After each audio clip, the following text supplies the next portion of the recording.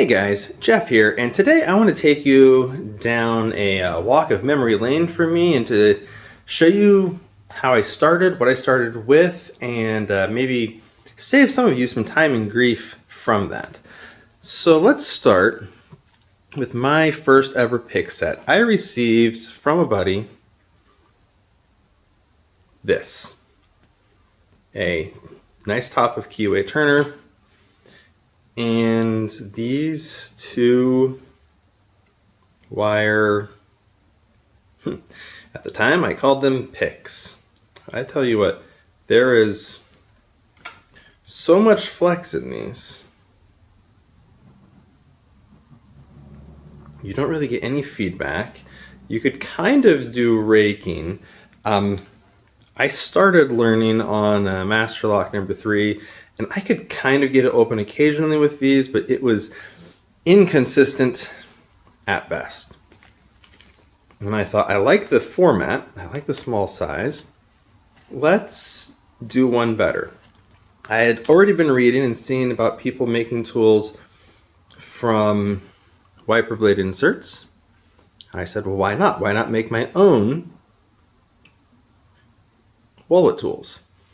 Now, I have learned since these twists can be a little bit of a pain. It was nice because by making these, I could make whatever I wanted. I mean, just limited by the material.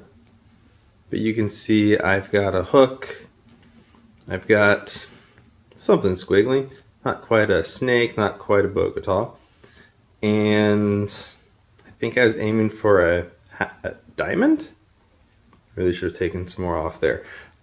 Because of the twists I put in them, it definitely makes it more rigid for the sake of picking.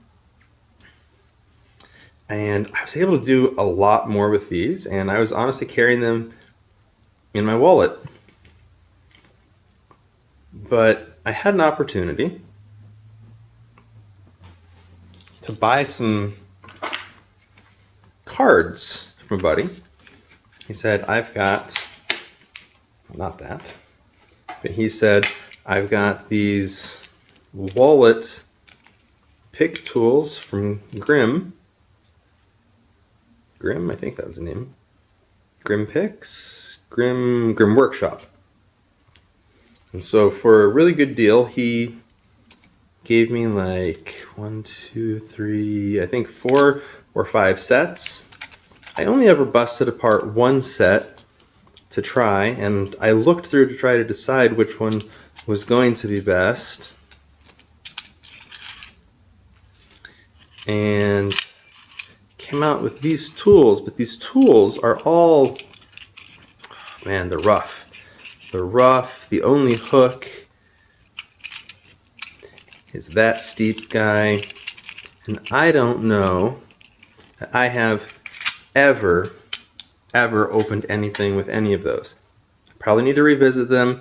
I mean, that set looks a little more promising, but I just never got anywhere with there. So I decided I should try to improve on the wiper insert technique, and I made, well, this is the set that's left. I made them as only the tools, turning tools separate. I put a second piece, actually second and third piece of wiper blade on each side before I put on heat shrink to actually give me a nice handle, comfortable to hold on to. Again, really limited by the material. I was only able to get as much bend as I did on that one because I actually hammered it to make it thinner. Hammered it to make it thinner, but that did stretch the material to the sides, so I was able to get a little bit more lift. So what you're probably going to notice is that my trend in the beginning was the small format tools.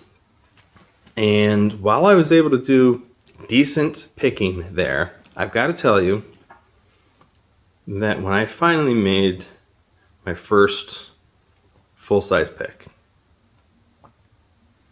that it was a game changer to actually have it comfortable to hold in hand.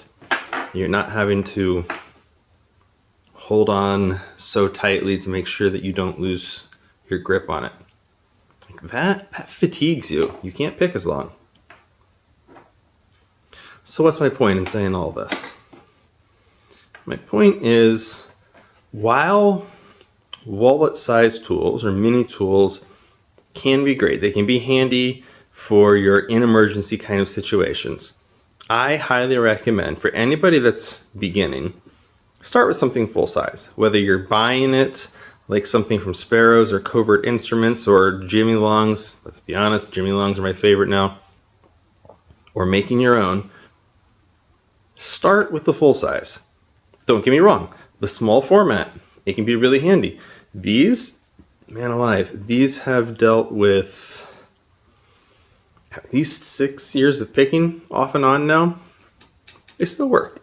There's nothing wrong with them. In fact, I'm thinking I might need to do a video on how I made these. Nothing crazy there, but just, a little simple how-to on these. Yeah, not knocking the small tools at all, but especially if you're a beginner, try a full size. It'll definitely make your picking easier. You can pick longer, you can learn more if you go full size over the wallet size. That's my take on it, at least. If you have any feedback on wallet size versus full size, please let me know in the comments down below. Always appreciate any comments, any questions that you might have, any insights I might not have realized. Let me know. And with that, I'll talk to you all